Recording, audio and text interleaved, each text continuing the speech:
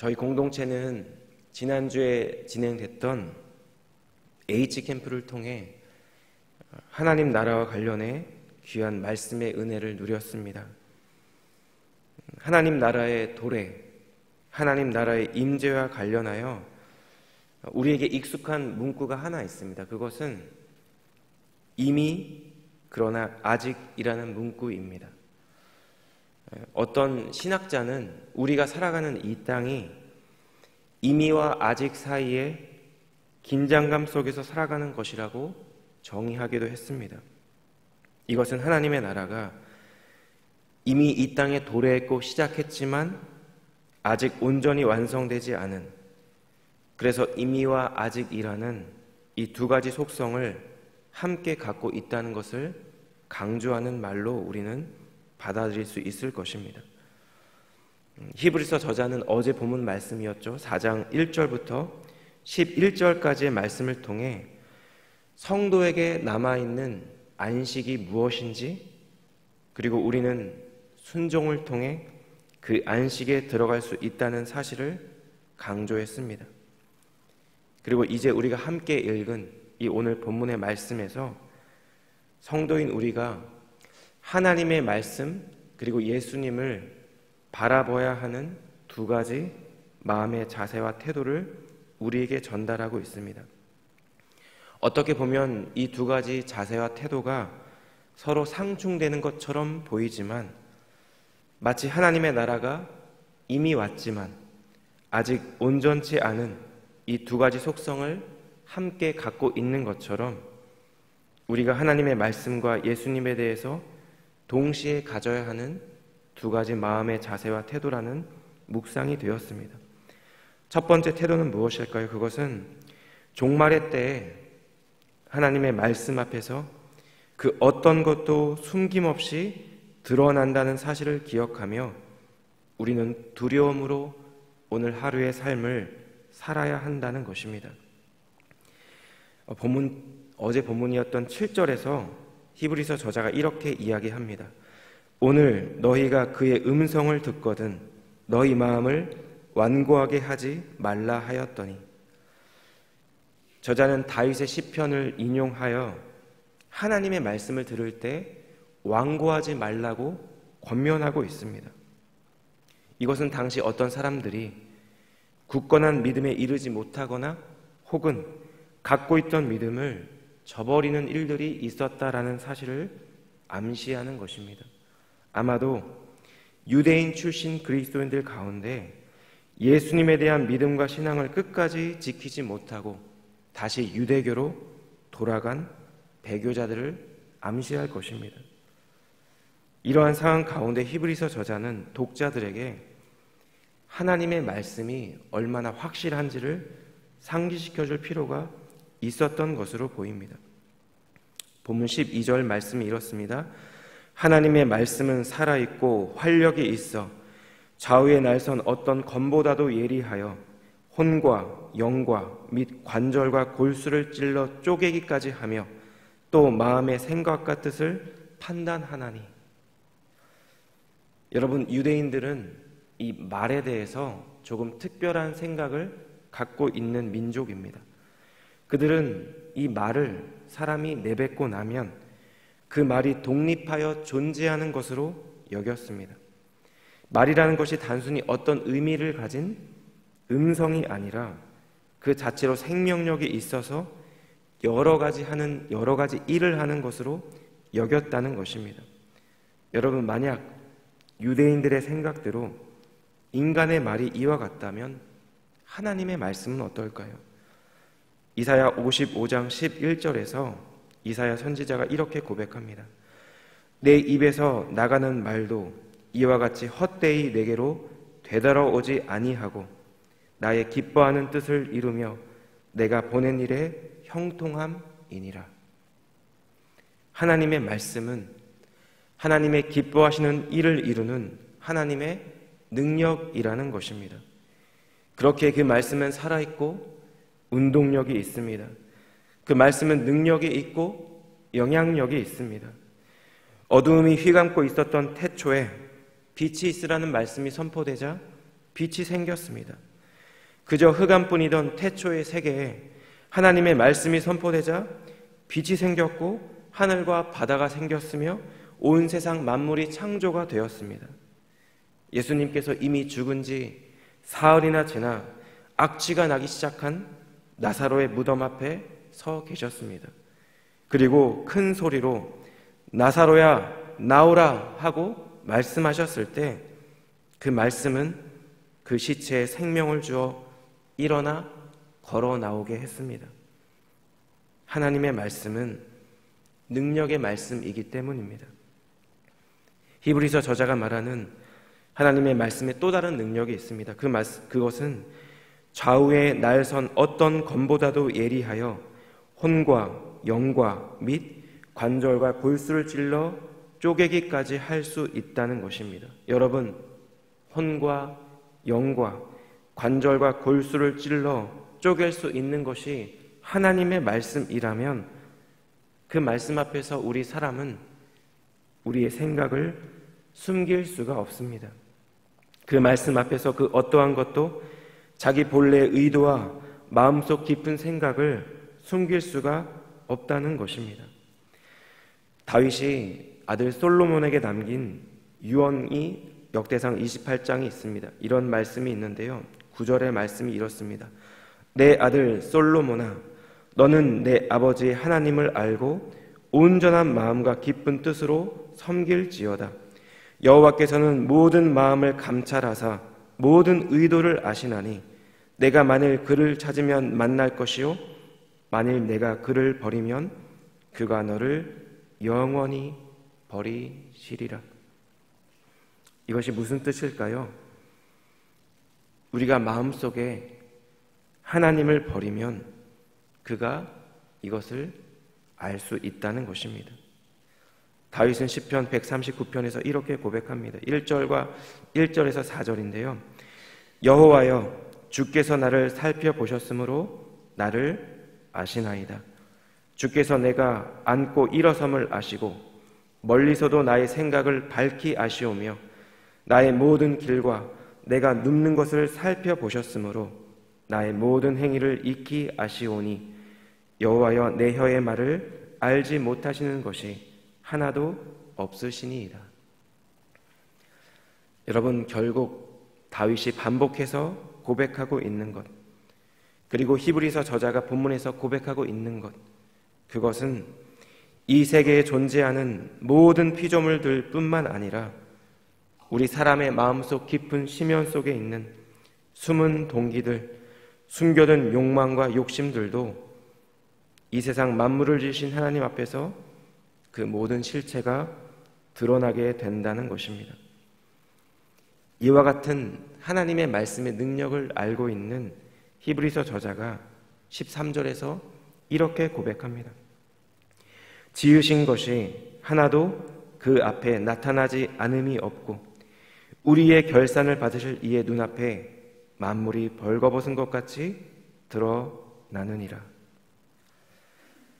여러분, 그렇기 때문에 마지막 때에 주님께서 행하시는 심판에는 그 어떠한 오류도 발생할 수가 없습니다. 법률 용어로 항소란 형사재판이든 민사재판이든 어떤 소송에서의 판결에 불복해 상소하는 것을 말합니다. 여러분, 이것은 내려진 판결이 어떠한 면에서 조금이라도 오류의 가능성을 내포할 수도 있다는 사실을 전제하는 사법제도입니다. 하지만 종말에 임할 심판에는 그 어떤 항소도 그 어떤 재심도 허용될 수가 없을 것입니다. 왜냐하면 모든 것을 아시는 심판주께서 우리 각각의 행위와 우리의 마음의 동기를 보시고 우리를 판단하실 것이기 때문입니다. 여러분, 그렇기에 우리에게 필요한 것은 무엇일까요? 저는 그것을 거룩한 두려움이 아닐까 생각됐습니다. 종말의 때 심판주 앞에 설 우리의 모습을 상상하며 우리 자신을, 우리 스스로를 속이지 않는 것입니다. 빌립보서 2장 12절 말씀과 같이 항상 복종하여 두렵고 떨림으로 우리의 구원을 이루어 가고자 하는 그런 마음과 자세와 태도를 가지는 것입니다. 이러한 본문의 말씀 앞에서 우리의 인간의 마음 깊은 곳에 있는 우리의 생각과 동기뿐만 아니라 온 세상 모든 것이 하나님의 말씀 앞에서 드러나게 된다는 이 사실을 기억하며 오늘도 주님 앞에서 거룩한 두려움으로 또 주님 경외함으로 오늘 우리에게 주어진 하루의 삶을 살아가는 우리 성도님들의 삶이 되시기를 우리 주님 이름으로 축복합니다. 두 번째로 우리가 가져야 하는 태도는 무엇일까요? 우리 연약함에도 불구하고 우리는 끊임없이 은혜의 보좌 앞으로 나아가야 한다는 것입니다. 히브리서 저자는 3장 1절부터 4장 13절까지 하나님의 말씀에 대한 불순종으로 광야에서 죽음을 맞이했던 이 이스라엘 백성을 하나의 사례로 들어 예수님께 대한 믿음을 저버리지 말 것을 강력히 권면해 왔습니다. 그리고 이제 함께 살펴볼 14절에서 16절 말씀은 이와 같은 긴 논증의 결론적 권면인데요. 그것은 결국 우리의 대제사장 되시는 예수를 바라보라는 것입니다. 14절이 이렇습니다. 그러므로 우리에게 큰 대제사장이 계시니 승천하시니 곧 하나님의 아들 예수시라. 우리가 믿는 도리를 굳게 잡을지어다. 여러분, 유대 철학자 중에 필로라는 사람이 있습니다. 이 사람이 유대 사회의 대제사장을 어떻게 설명하고 있냐면요, 이 대제사장은 백성을 대표하는 사람으로 묘사하고 있습니다. 특별히 속죄제를 드릴 때 이 백성과 자기 자신을 동일시했습니다. 그리고 하나님과 특별한 관계를 유지하는 사람으로 묘사합니다. 그런데 본문 14절에는 예수 그리스도께서 당시 대제사장과 구별되는 독특한 특성을 갖고 있다라고 설명하고 있습니다. 그것은 예수님이 승천하신 이곳 하나님의 아들이라는 것입니다. 여러분, 이론적으로 볼 때 대제사장이 자신에게 맡겨진 직무를 온전히 수행하기 위해서는 그는 하나님과 인간을 완전히 아는 자라야 합니다. 하나님의 말씀을 인간에게 전하고 하나님의 인재를 인간에게 보이며 죄인된 인간을 하나님 앞으로 인도하는 것이 바로 대제사장의 역할이기 때문입니다. 그렇다면 결국 하나님과 사람 사이에서 중보자이자 제사장의 역할을 온전히 감당할 수 있는 대제사장은 하나님의 아들 예수 그리스도밖에 없다는 사실을 저자는 거듭 밝히고 있다는 것입니다. 우리의 대제사장인 예수님에 대해서 저자가 15절에서 이렇게 이야기합니다.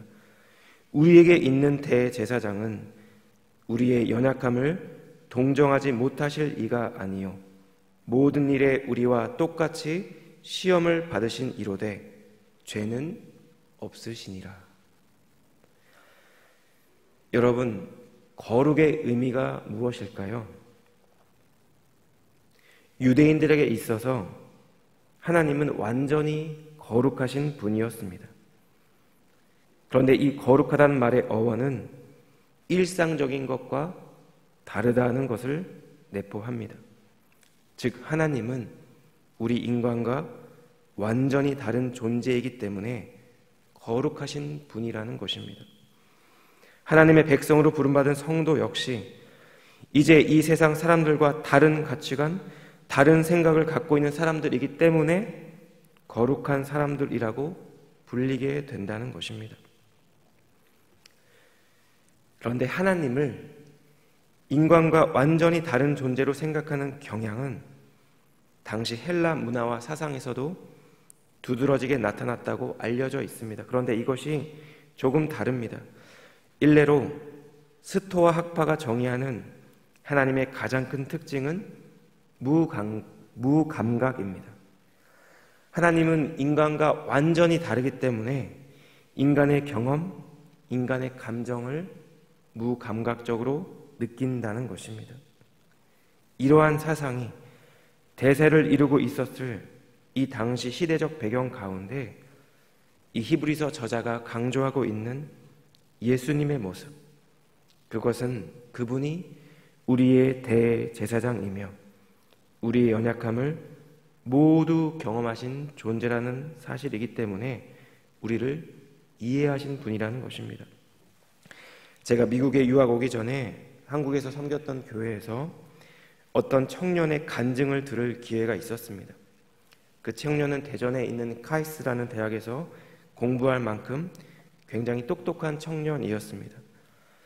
박사과정에서 공부하는 가운데 20대 초중반의 후배들에게 마치 홈커밍 데이처럼 청년부 선배로 초청받아 개인적인 간증을 나누는 그런 자리였습니다. 그 형제의 어린 시절, 이 형제의 어머님께서는 생업으로 인해 자주 집을 비우셨다고 합니다. 그래서 형제는 의도하지 않게 홀로 지내는 시간이 많았습니다.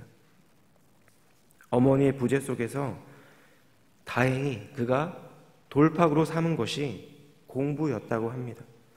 왜냐하면 공부를 잘해서 성적이 좋으면 어머니께 더 칭찬받고 인정받고 사랑받고 또 더 많은 시간을 함께 보낼 수 있을 것이라는 생각이 있었기 때문입니다. 그런데 그럼에도 불구하고 그는 혼자서 지나야 했던 그 시절 그 시간들이 너무나 외로웠다고 회상했습니다. 이제 어느덧 성인이 되어서 대학생이 되어서 교회는 다니지만 아직 주님을 만나지 못했던 어느 날 문득 그 시절 그때가 생각이 나더랍니다. 그때 너무나 외롭고 엄마가 그리웠던 그 시절 회상하는데 마음속에서 어떤 존재가 그에게 이렇게 말씀하시더라는 것입니다. 아들아, 너 그때 참 외로웠지? 엄마를 기다리는 시간이 너무나 하염없이 길게 느껴졌던 그날 엄마가 너무 보고 싶었지? 그때 너가 얼마나 외로웠는지, 엄마가 얼마나 보고 싶고 그리웠는지 나는 알고 있단다. 너는 느끼지 못했지만, 알지도 못했지만 나는 너와 함께 있었기 때문에 나는 너의 마음을 알고 있었단다. 형제는 자신의 마음속에서 이렇게 말씀하시는 그 분이 예수님이라는 것을 직감적으로 알게 되었다고 합니다. 그때 그 시간부로 그 형제는 예수님을 만났고 인격적으로 예수님을 영접하게 되었다는 그런 간증이었습니다. 여러분, 이 형제가 만난 예수님은 이 형제의 인생 가운데 가장 힘들고 가장 외로운 순간을 아시는 주님이었습니다. 우리 주님은 그저 우리를 창조하시고 우리가 어떻게 살아가나 지켜보시는 이신론의 하나님이 아닙니다. 나사로의 무덤 앞에서 예수께서 행하신 것은 눈물을 흘리며 우는 것이었습니다. 육신의 질병 앞에서 힘없이 쓰러진 형제를 향한 연민의 정이었을 것이고 가족을 잃은 두 자매의 이루 말할 수 없는 슬픔과 고통에 대한 동정이었을 것입니다. 40일 동안 금식하여 너무나 배고프고 육신적으로 힘든 가운데 사단 마귀의 시험 앞에서 우리 주님은 인간 육신의 연약함이 무엇인지 깊이 체험하셨을 것입니다. 모두가 주님을 버릴지라도 나는 결코 주님을 버리지 않겠습니다. 이렇게 호기롭게 외쳤던 베드로가 예수님의 말씀대로 주님을 3번이나 부인하게 되었을 때 주를 따르던 모든 제자들이 주님을 버리고 도망가서 결국 홀로 남게 되었을 때 주님은 배신의 아픔 속에서 그들을 긍휼하게 바라보셨을 것입니다. 극심한 고난과 수치가 기다리는 십자가의 길, 하나님과의 단절이라는 죽음을 앞에 두고 주님은 극심한 두려움을 경험했고 그 길을 걸어가기 위해 겟세마네 동산에서 땀방울이 핏방울이 되도록 간절히 주님의 도우심을 구했습니다. 우리 주님은 배신을 당한 이만이 알 수 있는 쓰라린 아픔과 고통의 마음을 알고 계셨고 극심한 고통과 수치 앞에서 내 몸 하나 건사할 수 없을 정도로 몸도 마음도 무너져 있는 것이 무엇인지 주님은 알고 계셨습니다. 그런 주님께서 우리에게 하신 말씀이 이것입니다.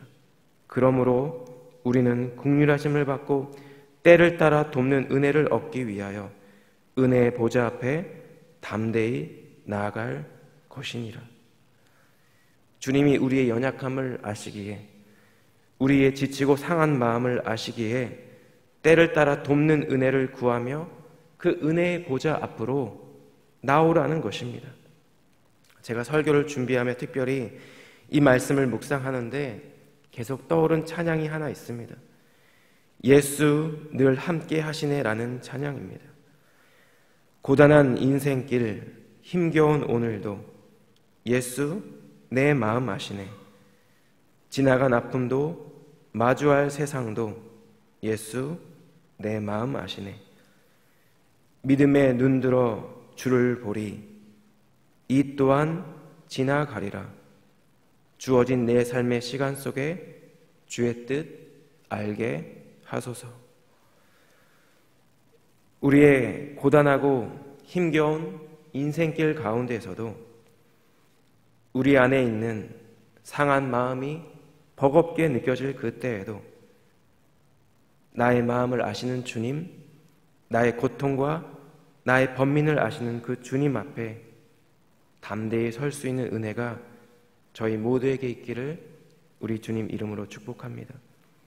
우리를 긍휼히 여기시는 이 주님을 기억하며 때를 따라 돕는 은혜를 구하며 주님 그 은혜의 보좌 앞으로 나아가는 우리 사랑하는 성도님들의 복된 오늘 하루의 삶이 되시기를 우리 주님 이름으로 축복합니다. 기도하겠습니다.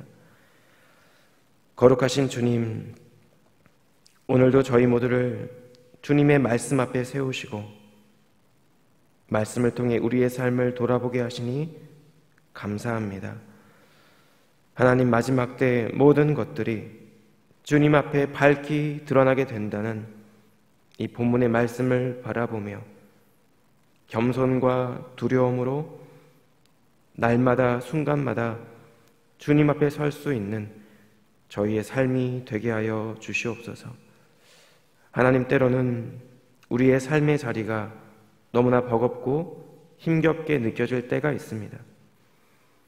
우리의 삶의 무게가 힘들게 느껴질 때도 있습니다. 때로 광야와 같은 인생의 고통과 고난 가운데 거할 때도 있습니다. 하지만 주님, 우리의 삶의 모든 자리에서 우리의 연약함을 아시고 우리의 외로움을 아시며 우리의 고통과 고난을 아시는 그 주님 앞에, 그 은혜의 보좌 앞에 담대히 나갈 수 있는 저희 모두가 되게 하여 주시옵소서. 날마다 주님의 은혜를 구하며 그 은혜를 누리며 살아가는 복된 우리의 삶의 자리 될 수 있도록 하나님, 저희 모두를 축복하여 주시옵소서. 오늘도 그렇게 행하실 주님께 감사드리며 이 모든 말씀 살아계신 예수님 이름으로 기도드렸습니다. 아멘.